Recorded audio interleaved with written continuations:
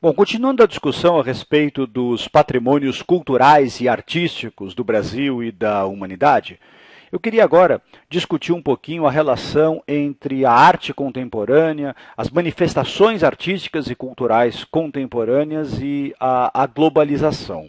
Bom, eu já disse para vocês que toda a cultura de um povo, ela de alguma forma precisa ser preservada. Porque quando a gente perde a cultura de um povo, a gente perde, na verdade, todo um histórico de saberes que foi construído ao longo de séculos, de milhares de anos. É por esse motivo que existem tantas iniciativas de preservação cultural. Por exemplo, no Brasil existe um órgão que é o IPAM. Você já ouviu falar disso? É o Instituto do Patrimônio Histórico e Artístico Nacional.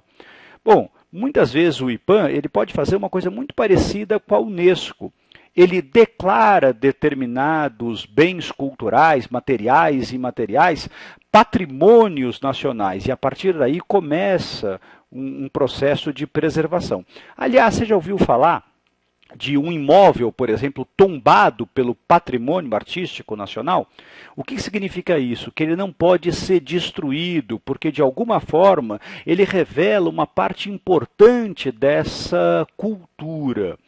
Bom, muitas vezes, não só o Estado, mas ONGs e empresas particulares também cuidam dessa manutenção do patrimônio cultural. Agora, a grande verdade é que tudo isso se complexifica bastante numa época de globalização.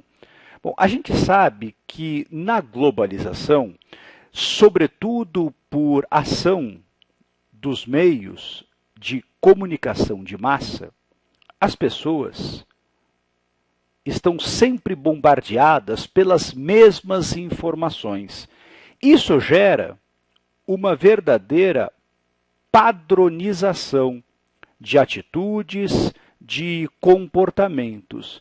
De maneira que muitas vezes não se vê essa necessidade de determinados objetos culturais serem preservados. É como se apenas aquilo que fosse veiculado a todo tempo nos meios de comunicação tivesse alguma utilidade. Vamos pensar, por exemplo, na questão do saber científico. Existe uma certa tendência no mundo de hoje, eu acho que você vai concordar, em supervalorizar a ciência. E por que isso? Porque a ciência é justamente a forma de conhecimento mais valorizada pelas elites sociais dos países mais importantes do mundo, que detêm o poder sobre os meios de comunicação. Quando outras formas de conhecimento e outras formas de saber, como, por exemplo, conhecimento sobre a importância medicinal de certas ervas entre tribos da Amazônia, ficasse sempre em segundo plano.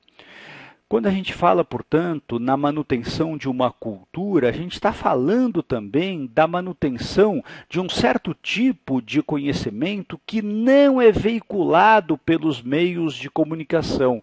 Um tipo de conhecimento que luta o tempo inteiro contra a padronização. E se determinadas instituições não lutarem por essa preservação, o que a gente está perdendo é uma forma de conhecimento que depois poderia se somar ao conhecimento científico. É por isso que a gente evita, no âmbito da antropologia, comparar conhecimentos. Todos eles têm importância, todos eles são manifestações de uma determinada cultura. Bom, para entender um pouquinho melhor dessa globalização, eu queria que você analisasse essa charge aqui. Essa charge foi objeto de uma questão do exame da Universidade Estadual do Rio de Janeiro. E aqui você vê uma série de pessoas caminhando em direção a um túnel em que está escrito justamente globalização. E veja como as pessoas estão saindo dessa imagem.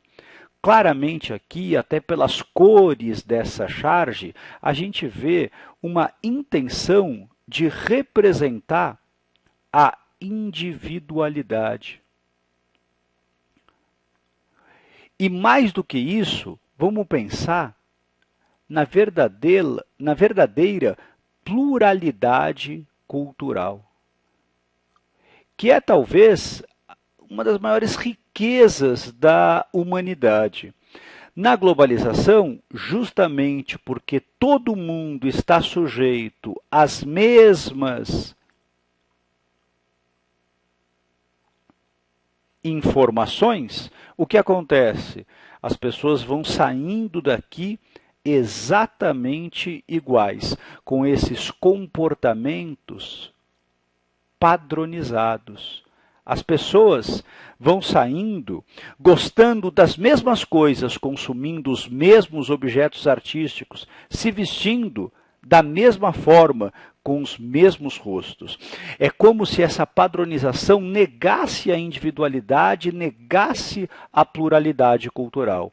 Eu acho que essa charge aqui mostra muito bem por que a gente tem que salvaguardar os nossos patrimônios culturais e artísticos, porque eles são uma luta contra essa padronização e uma tentativa de manutenção dessa pluralidade.